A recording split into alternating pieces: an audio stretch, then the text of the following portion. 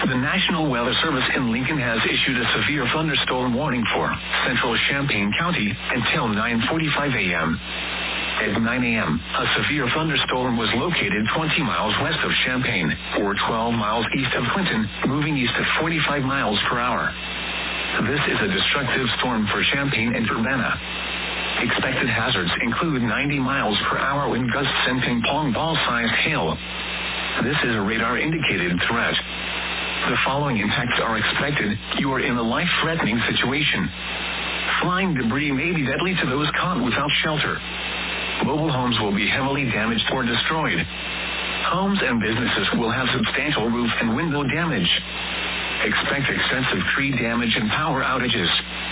Locations impacted include Boonville, Monticello, Philo, Savoy, Urbana, Mahomet, Willard Airport, Champaign, Galesville, Lodge, Seymour, Whiteheath, Tolono, and Lake of the Woods.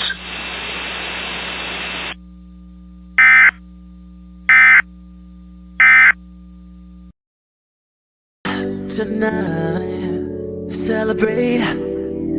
Don't wait too late. No, we don't stop.